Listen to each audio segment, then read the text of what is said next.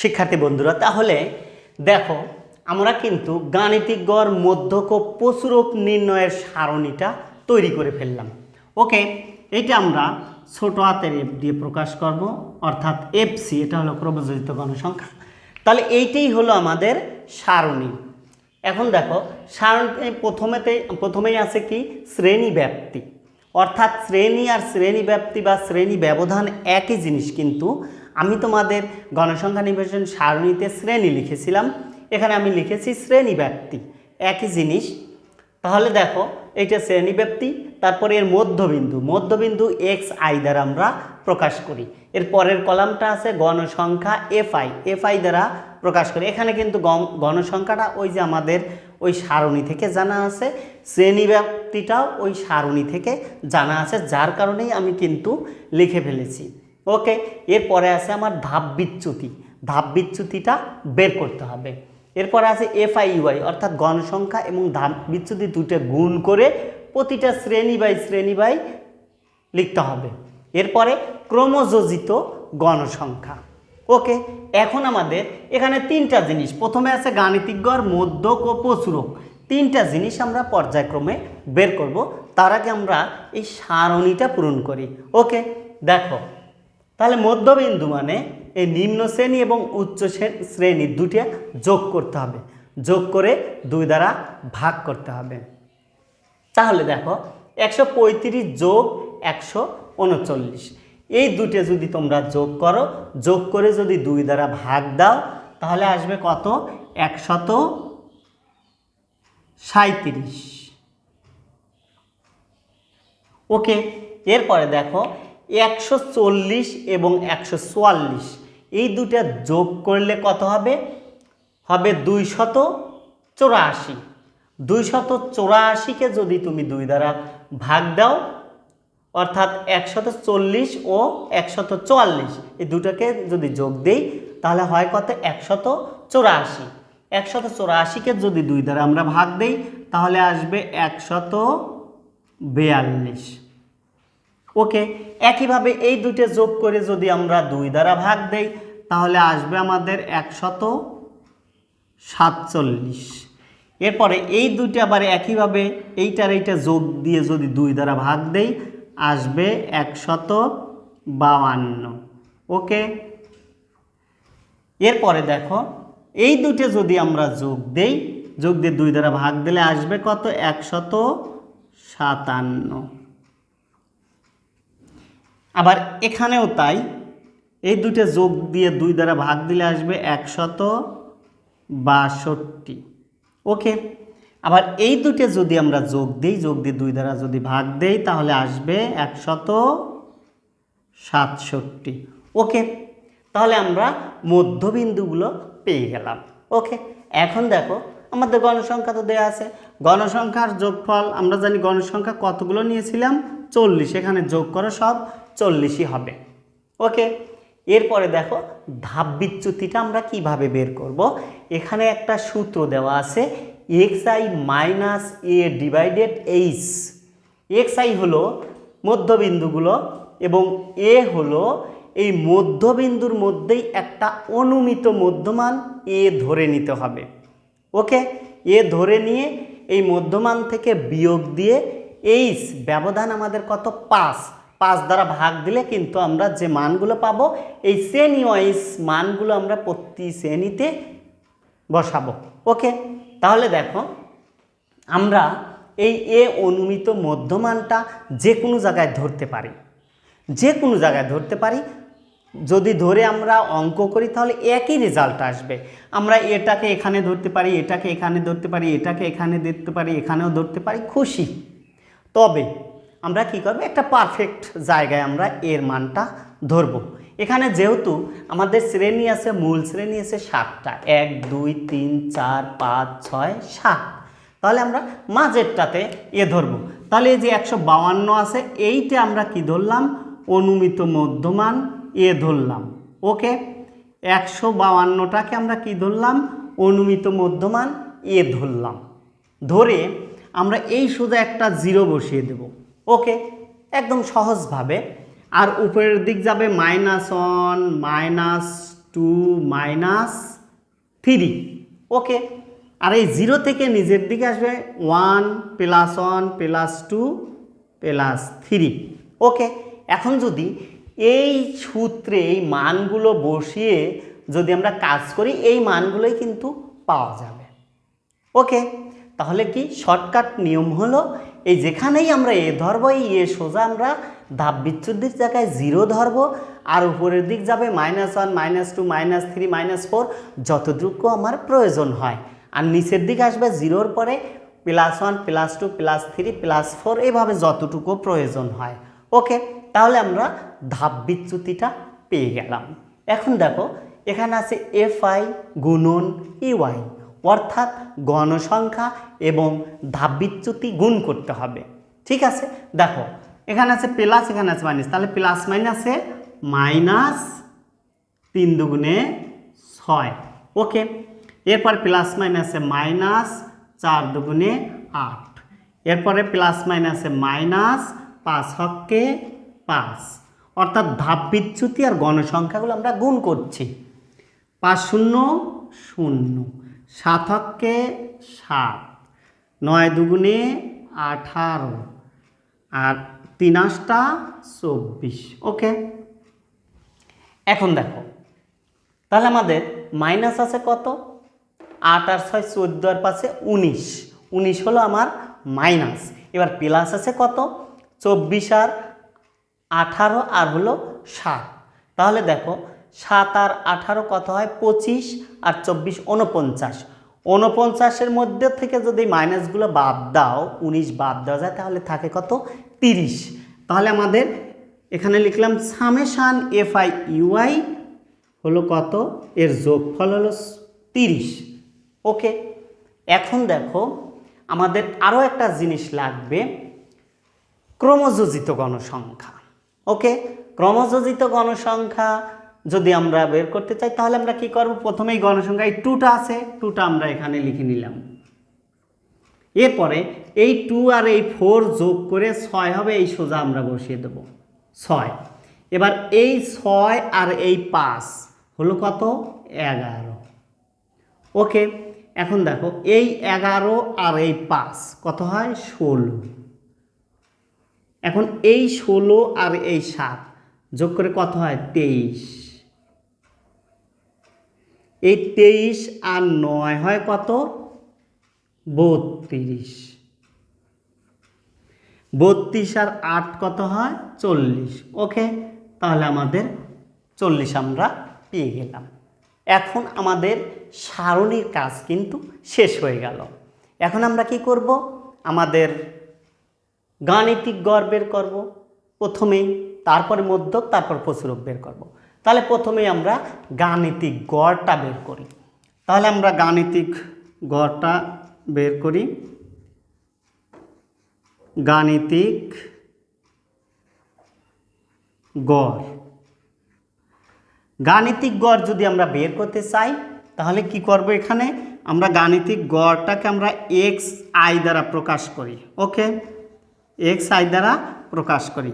তাহলে xi equal, এখানে আমরা একটা সূত্র লিখব, অর্থাৎ যেহেতু এটা সংক্ষিপ্ত পদ্ধতিতে আমি বের করছি, তাহলে আমি একটা সূত্র লিখব কি, a plus summation FI UI divided n, আমরা বড় n ধরেছি, এখানে গণসংখ্যা n দিলাম, গুণন হলো h। ওকে, এখন আমরা এই মানগুলো বসাতে থাকি। তাহলে এ আমরা ধরেছিলাম কত, এ ধরেছিলাম কত, এই যে 152, তাহলে এই 152 হলো এ। তাহলে আমরা 152টাকে বসিয়ে দিলাম, প্লাস আর সামেশান FI UI এইটা পেয়েছি কত, 30, তাহলে আমরা 30 বসিয়ে দিলাম। আর n হলো আমাদের কত, 40, গুণন শ্রেণী ব্যবধান h কিন্তু আমাদের কত, 5 ধরেছিলাম, 5। ওকে, এবার দেখো তাহলে 152 যোগ 5 30 150, অর্থাৎ 150 ভাগ হলো 40। এখন দেখো 152 যোগ 150কে যদি 40 দ্বারা ভাগ দেওয়া যায় তাহলে 3.75।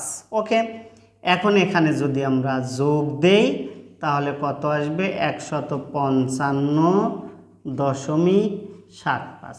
ওকে, তাহলে আমরা গাণিতিক গড়টা কিন্তু পেয়ে গেলাম।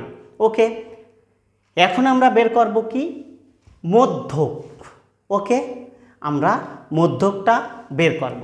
তাহলে মধ্যক যদি আমরা বের করতে চাই তাহলে একটু আমাদের কাজ করতে হবে। আমি এখানে একটু চিহ্নিত করে রাখলাম, বাস এইটুকু হলো গাণিতিক গড়। এবার আমরা মধ্যক বার করব। মধ্যক যদি আমরা বের করতে চাই তাহলে কি করতে হবে, প্রথমেই মধ্যক শ্রেণীটা বের করতে হবে। ওকে, তাহলে এখানে আমি একটু কাজ করে নেব যে এখানে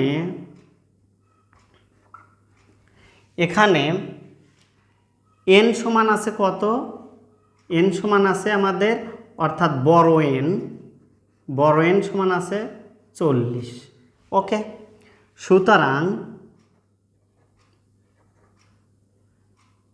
n/2 ইকুয়াল, তার মানে 40 ভাগ হলো 2 ইকুয়াল, তাহলে আসে কত 20। এই 20তম পদ কোথায় আছে, 20তম পদ যেখানে আছে সেইটাই হবে হলো কি আমাদের মধ্যক শ্রেণী। দেখো এই গণসংখ্যার ভিতরেই কিন্তু আমাদের মধ্যক শ্রেণীটা থাকবে, অর্থাৎ মধ্যক শ্রেণী থাকবে না, মধ্যক শ্রেণী তো এইটা, এই এখানে যে 20তম পদ হবে তাহলে দেখো এখানে আছে 2 4 6, 6 পাশে 11, 11 পাশে 16, 16 আর 7 23, এই 23 অর্থাৎ 23 মানে এই 7-এর মধ্যেই কিন্তু এই 20তম পদটা আছে। তাহলে এইটাই হবে আমার মধ্যক শ্রেণী। এই গণসংখ্যার যে জায়গায় 7 আছে এই 7 সোজা পুরোটা একদম এই পাশ থেকে ওই পাশ পর্যন্ত পুরোটা হবে কি মধ্যক শ্রেণী। ওকে, এই মধ্যক শ্রেণীর গণসংখ্যাকে আমরা ধরি হলো FM দ্বারা প্রকাশ করি। ওকে, FM দ্বারা প্রকাশ করি। তাহলে শ্রেণী কোনটা, মধ্যক শ্রেণী 155 থেকে 159। আমি এখানে লিখতে পারি যে সুতরাং মধ্যক শ্রেণী 155 থেকে 159, 155 থেকে 159। ওকে, এইটা হলো মধ্যক শ্রেণী। দেখো এখন আমরা মধ্যক শ্রেণী যদি বের করতে চাই তাহলে আমাদের সূত্র লিখতে হবে। আমি এখানে লিখলাম হলো ME, ঠিক আছে, অর্থাৎ মেডিয়ান মানে হলো মধ্যক। তাহলে এবার আমি সূত্র লিখি L প্লাস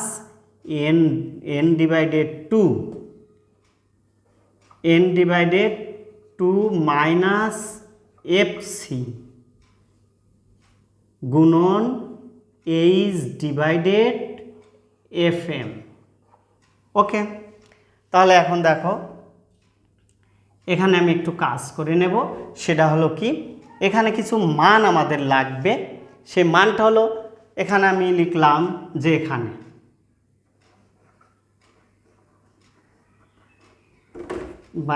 আমি লিখি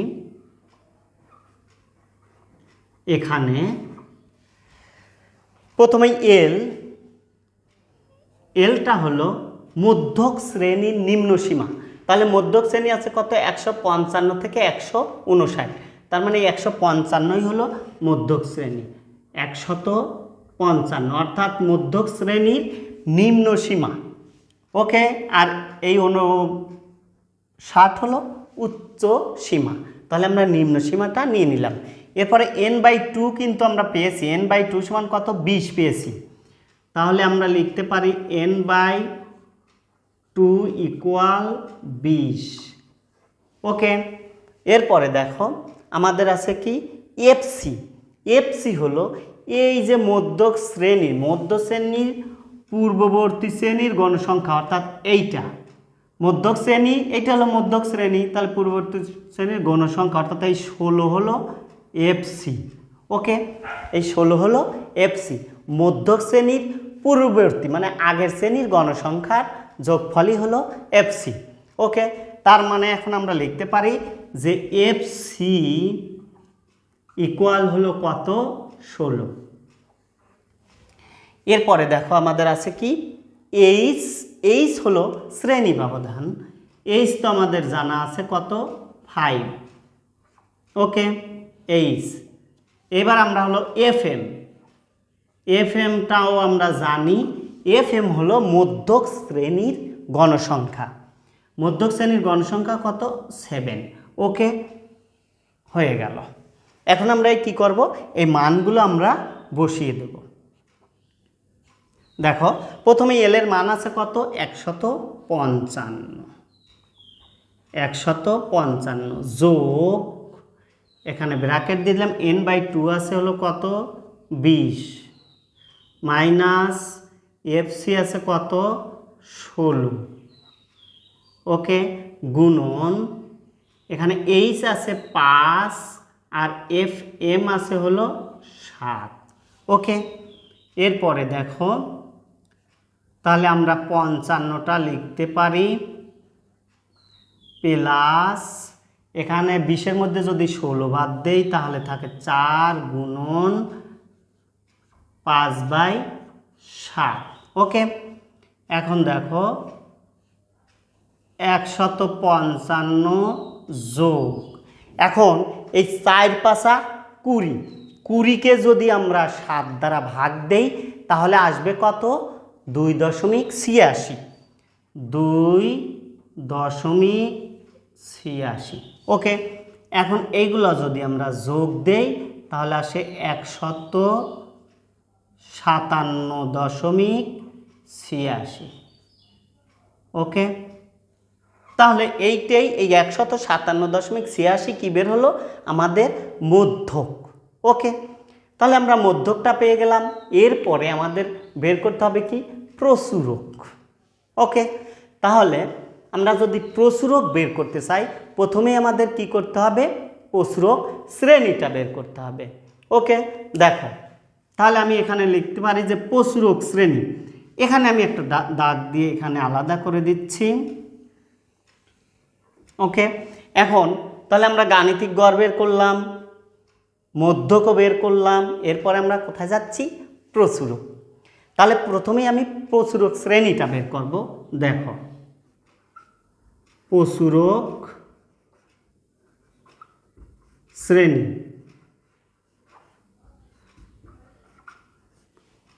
প্রচুরক শ্রেণী হলো গণসংখ্যা সবচেয়ে বেশি যে জায়গায় থাকে সেইটাই হলো প্রচুরক শ্রেণী। এখানে দেখা যাচ্ছে গণসংখ্যা আছে সবচেয়ে বেশি হলো এই যে 9, এইটা, তার মানে এই পুরোটা হলো কি? প্রচুরক শ্রেণী। ওকে, তাহলে প্রচুরক শ্রেণী কত? আমাদের এখানে 160 থেকে 164, এইটাই হলো প্রচুরক শ্রেণী, অর্থাৎ এখান থেকে শুরু করে এত দূর পর্যন্ত হলো এইটা প্রচুরক শ্রেণীর লাইন। ওকে, দেখো তার মানে প্রচুরক শ্রেণী আমার আছে কত? 160 থেকে 164, আমি এখানে দিয়ে দিলাম 160 থেকে 164। ওকে, এই শ্রেণী নিয়েই আমাদের কাজ করতে হবে। এবার আমি তাহলে প্রচুরকের সূত্রটা লিখি। সূত্রটা কি? দেখো প্রচুরকের সূত্রটাকে আমরা প্রকাশ করে হলো MO। ঠিক আছে, MO মানে হলো মোড, মোড মানে প্রচুরক। এরপরে আছে এল, সূত্র হলো এল plus F1 divided F1 plus F2 গুণন H। ওকে, এখানেও আমাদের কিছু মান লাগবে, আমরা একটু এখানে লিখে লই যে এখানে দেখো এখানে এল সমান হলো প্রচুরক শ্রেণীর নিম্ন সীমা। তাহলে প্রচুরক শ্রেণীর নিম্ন সীমা কত? 160। তাহলে আমরা লিখলাম 160 যোগ, তাহলে এখানে আমরা লিখতে পারি 160। ওকে, এরপরে আছে F1। F1 হলো এই যে প্রচুরক যে শ্রেণী আছে, এই প্রচুরক শ্রেণীর এই 9-এর সাথেই উপরেরটা বাদ দিতে হবে। তাহলে 9 থেকে 7 বাদ দিলে কত থাকে? 2। সেই 2 হলো F1। তারপরে আছে F2। এরপরে দেখো F2 হলো এই 9 থেকে যদি আমরা এই নিচের এই 8 বাদ দিই, অর্থাৎ প্রচুরক শ্রেণীর গণসংখ্যা থেকে নিচের শ্রেণীর গণসংখ্যা বাদ দিয়ে যেটা পাওয়া যায় সেটা হলো F2। ওকে, আর এই 9 থেকে উপরেরটা বাদ দিলে পাওয়া যায় F1। ঠিক আছে, তাহলে এই 9 থেকে 8 বাদ দিলে থাকে কত? 1। এইটা হলো F2। ওকে, এরপরে আছে কি দেখো H মানে শ্রেণী ব্যবধান। তাহলে শ্রেণী ব্যবধান H সমান আছে আমার হলো 5। তাহলে 5টা আমরা দিয়ে দিলাম। এইগুলো হলো মান। এখন আমরা কি করব? মানগুলো বসিয়ে দেব। দেখো F1 আছে হলো কত? 2। আচ্ছা, F1 হলো 2 যোগ F2 পেয়েছি আমরা কত? 1। তাহলে 1 দিলাম, গুণন, আর এখানে H এর মান আছে 5। ওকে, 5 দিয়ে দিলাম। এরপরে দেখো 160, অর্থাৎ 160 তো L এর মান বসিয়ে দিয়েছি আগেই, প্লাস এখানে 5 দুগুণে 10, আর এখানে 2 এর একে 3। এখন দেখো 160 যোগ এই 10কে যদি আমরা 3 দ্বারা ভাগ দেই তাহলে আসে 3.333। এখন এইগুলো আমরা যোগ যদি করি তাহলে আসে 163.333। ওকে, এইটা কিন্তু আসে। এইটাই হলো আমাদের প্রচুরক। ওকে, অর্থাৎ মোট পেয়ে গেলাম। তাহলে আমরা 3টাই বের করলাম। প্রথম বের করলাম গাণিতিক গড় 155.75। এরপরে মধ্যক বের করলাম, অর্থাৎ মেডিয়ান। এইটা বের করলাম কত? 157.86 মধ্যক। এরপরে প্রচুরক বের করলাম আমরা কত? মোট 163.333। ওকে, এরপরে আমরা চলে যাব কি এই 3টা থেকে গাণিতিক গড়, মধ্যক ও প্রচুরক থেকে গড় ব্যবধান কিভাবে বের করা যায় তার সারণী তৈরি করতে হবে এখন আমাদের। ওকে, তাহলে আমরা এখন চলে যাচ্ছি আমাদের সেই গড় ব্যবধানের সারণীটি তৈরি করব। ওকে।